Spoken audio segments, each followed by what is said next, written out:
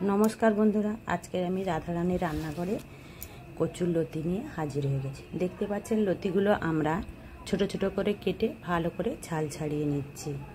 প্রথমে লতিগুলো ছাল ছাড়াচ্ছি, দেখতে পাচ্ছেন ছোট ছোট করে টুকরো করছি।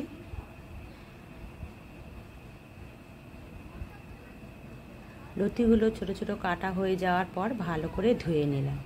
सब्जी हिसाबे आमरा किछु आलू और बेगुन निয়েছি। একটা পাত্রে নিয়ে নিলাম, তার মধ্যে এই আলু আর বেগুন এর মধ্যে দিয়ে দিলাম। এর মধ্যে আমরা কিছু মশলা দিয়ে দেব। প্রথমে পেঁয়াজ বাটা দিয়ে দিলাম আর কুচনো পেঁয়াজ দিয়ে দিলাম, আদা রসুন বাটা এর মধ্যে দিয়ে দিলাম। গুঁড়ো মশলা হিসাবে লঙ্কা গুঁড়ো, হলুদ গুঁড়ো, জিরে গুঁড়ো, ধনে গুঁড়ো এর মধ্যে দিয়ে ভালো করে মাখিয়ে নিচ্ছি। এটা আমরা মাখিয়ে কিছুক্ষণ রেখে দেব। এর মধ্যে আমরা কিছু লবণ দিয়ে দেব। দেখুন আমরা এই লবণ দিয়ে দিলাম।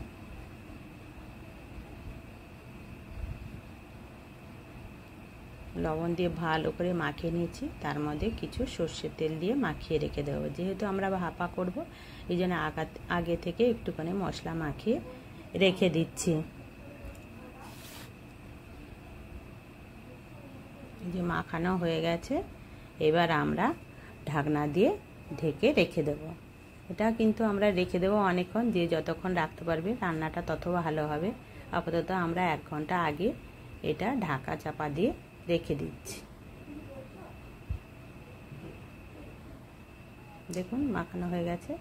এবার আমাদের কাছে ছোট চিংড়ি না থাকায় আমরা ছোট ছোট টুকরো করে বড় চিংড়িগুলো কেটে নিচ্ছি। এই চিংড়িটাকে ভালো করে কেটে নিয়ে নুন, হলুদ এবং সরষের তেল দিয়ে মাখিয়ে রেখে দেব। এটাকেও লতির মতন সুন্দর করে মাখিয়ে একটা কৌটোর মধ্যে দিয়ে ভালো করে ঢাকা দিয়ে রেখে দেব। এটাও ওর সাথে 1 ঘন্টা এইভাবে ঢাকানো থাকবে।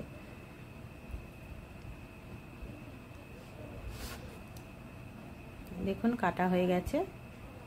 এইবার এই যে হলুদ দিয়ে দিলাম, লবণ দিয়ে দিচ্ছি আর একটু সরষের তেল দিয়ে দিচ্ছি। এবার মাখিয়ে আমরা সুন্দর করে রেখে দেব। আপনারা যদি ছোট চিংড়ি পান তাহলে ছোট চিংড়িটা দিয়ে করলে খুব সুন্দর লাগে। বড় চিংড়ি চেয়ে ছোট চিংড়ি দিলে খেতে খুব টেস্টি হয় এবং খুব স্বাদও লাগে।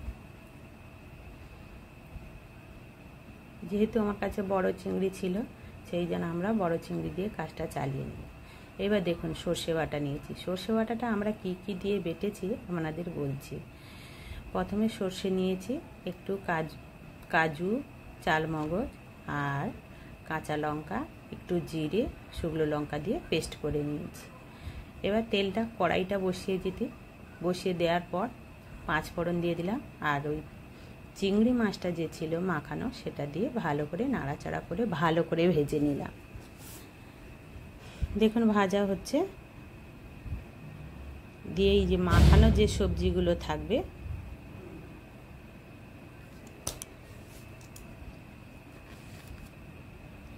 যে চিংড়ি মাছ আমাদের ভাজা হয়ে গেছে, এইবার মাখানো সবজিগুলো এর মধ্যে দিয়ে দেব।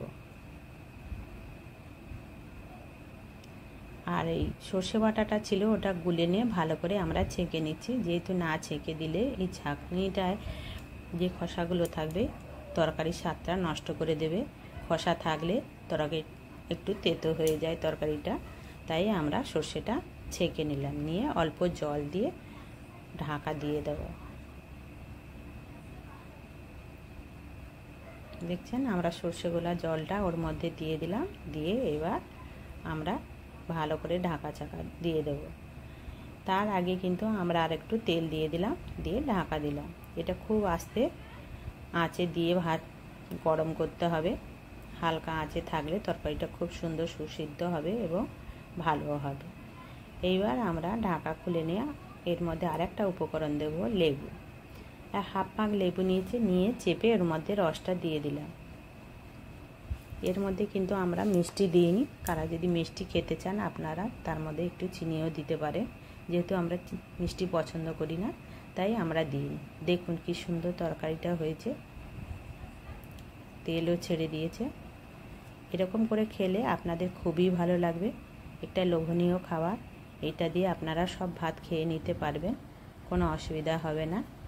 এটাও খুব টেস্টি হয়। এমনি রান্না করা যায়, এই ভাপা করলে খাওয়ারও স্বাদও আলাদা থাকে, টেস্টটাও আলাদা হয়। তাই আমরা এটা একটু এইভাবে বানালাম। সবাই তো সব রকম বানান, আমরা একটু ভাপা বানিয়ে আপনাদের দেখালাম। আপনাদের এই ভিডিওটা যদি ভালো লাগে লাইক শেয়ার কমেন্ট করতে ভুলবেন না। এই দেখুন আমরা ভাত নিয়ে নিয়েছি, তারপরে আমরা এই তরকারিটা নেব। দেখি খেয়ে দেখি কেমন হয়েছে। আমি রান্না করেছি বলে বলছি না, সত্যি তরকারিটা অপূর্ব হয়েছিল, অসাধারণ খেতে লেগেছিল। আপনারা কিন্তু বাড়িতে এইভাবে ট্রাই করে বানিয়ে খেয়ে তারপরে আমাকে কমেন্ট করবেন।